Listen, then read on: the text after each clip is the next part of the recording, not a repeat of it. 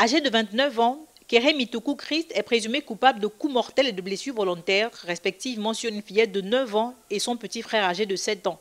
Retour sur les faits avec le mis en cause, interpellé le 22 juillet passé par les éléments de la DGR. Je suis ici parce que j'ai eu à porter main à ma petite cousine et mon petit cousin dans la correction en tirant ma cousine par derrière.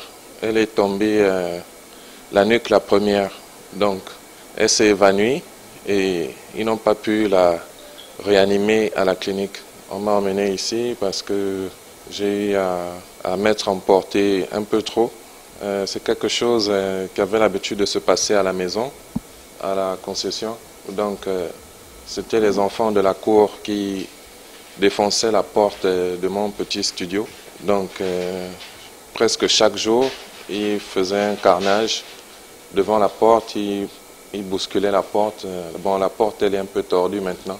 Avant-hier plutôt que ça s'est passé. Et donc j'étais en train de dormir et les petits de la cour avaient encore fait la même chose que d'habitude. Avant ça aussi, j'avais averti plusieurs fois les parents, mais bon, les parents ils s'en foutaient un peu.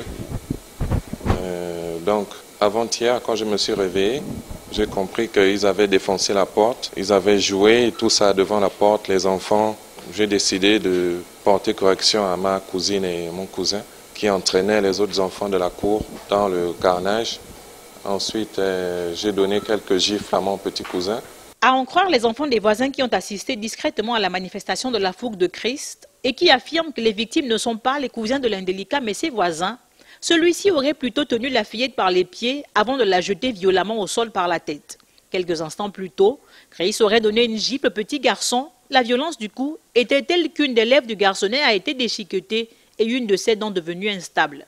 Présenté devant le juge d'instruction ce mercredi 24 juillet 2024, le présumé coupable a été écroué pour coup mortel, un crime prévu et puni par l'article 232 du Code pénal gabonais.